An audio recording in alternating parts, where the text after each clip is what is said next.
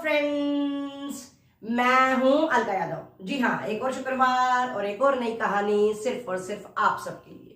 एक ही मुहूर्त और एक ही घड़ी में जन्म लेने वाले अलग अलग लोगों का भाग्य भी अलग अलग होता है। इस तरह का प्रश्न एक राजा के दिमाग में हर रोज घूमता रहता था। बहुत ज्यादा दिन हो गए थे, राजा इस प्रश्न से पूरी तरह से परेशान हो चुके थे। एक दिन राजा ने क्या किया कि सभा में बड़े बड़े विद्वान और बड़े बड़े महात्माओं को बुलाया और उन सबसे भी यही प्रश्न किया कि आप मुझे बताइए कि एक ही घड़ी में और एक ही मुहूर्त पर जन्म लेने वाले अलग अलग लोगों के भाग्य अलग अलग किस तरह से हो सकते हैं। राजा ने सबसे प्रश्न पूछते हुए कहा कि मेरी कुंडली में राजा बनने का योग था और जैसा कि आपको मैं दिखाई दे रहा हूं, मैं राजा ही बना हुआ हूं, लेकिन मेरे ही मुहूर्त पे और मेरे ही पैदा होने की घड़ी पर भी अन्य लोगों का जन्म हुआ होगा और वो लोग मेरी तरह राजा नहीं बने हैं। तो ऐसा क्या होता है कि सबका भाग्य अलग अलग बन जाता है। राजा इस प्रश्न का उत्तर सबसे जानना चाहते थे। चारों तरफ सभा में हलचल मच चुकी थी, कोई भी इसका उत्तर नहीं दे पा रहा था। अंत में एक वृद्ध महात्मा ने कहा कि महाराज, अगर आप इस प्रश्न का उत्तर जानना चाहते हैं तो आपको अपने ही राज्य के जंगल में थोड़ा दूर जाकर एक महात्मा से मिलना चाहिए। आपको अपने इस प्रश्न का उत्तर वहां अवश्य मिलेगा। अब राजा की उत्सुकता बहुत ही ज्यादा बढ़ी हुई थी। अगले ही दिन राजा ने तय किया कि वो जंगल में जाएंगे और महात्मा से मिलेंगे। उसके बाद महात्मा से मिलने के लिए राजा प्रस्थान कर जाते हैं और जंगल में उनको महात्मा मिल भी जाते हैं। राजा ने जाकर वहां क्या देखा कि महात्मा वहां पर बहुत ही ज्यादा भूख से व्याकुल दिखाई दे रहे थे और वो वहां पत्तियां खाने में लगे हुए थे।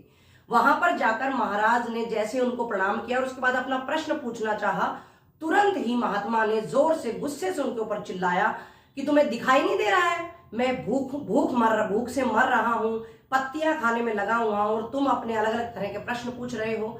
इसके बाद महात्मा ने गुस्से में ही कहा कि अगर तुम्हें तुम्हारे प्रश्न का उत्तर चाहिए तो तुम्हें पहाड़ी के नीचे जाना चाहिए, वहां एक और महात्मा है, वो तुम्हें इस प्रश्न का उत्तर जरूर देंगे।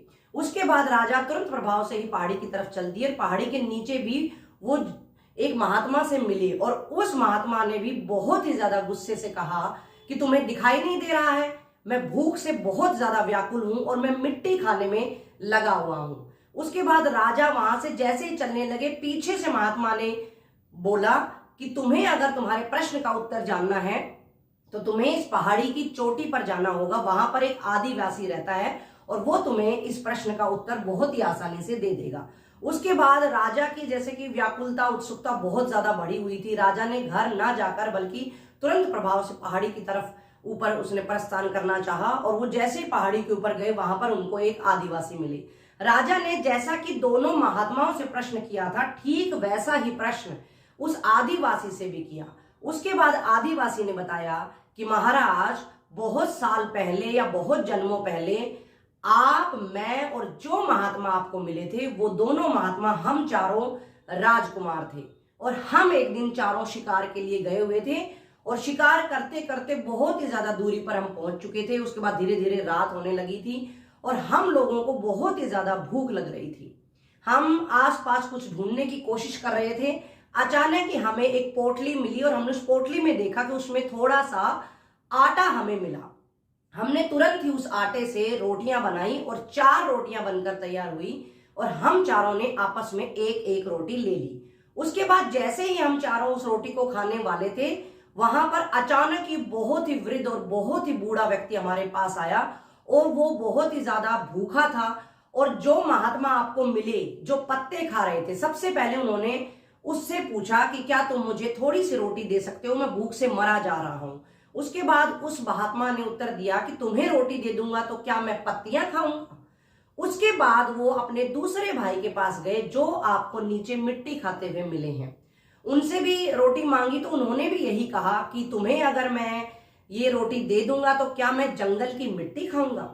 उसके बाद वो वृद्ध व्यक्ति मेरे पास आया और उसने मुझसे भी वही पूछा। उसके बाद मैंने उसको यही कहा कि तुम्हें मैं रोटी दे दूंगा तो क्या मैं जंगल में दर दर की ठोकरें खाऊंगा।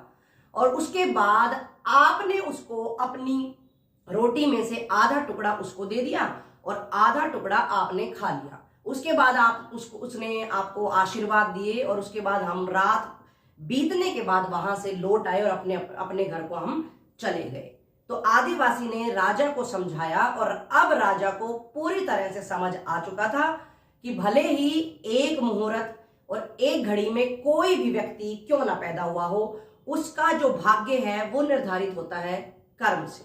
तो देखा बच्चों और दोस्तों, इस कहानी के माध्यम से मैं भी यही कहना चाहती हूं कि भले ही हम किसी भी मुहूर्त, किसी भी घड़ी में पैदा हों, लेकिन हमारे जो कर्म है, हमारा जो व्यवहार है, वो हमारा कभी पीछा नहीं छोड़ता है। हमारे कर्म सदैव हमारे साथ चलते हैं, या यूं कहिए कर्म हमेशा 2 कदम आगे चलते हैं।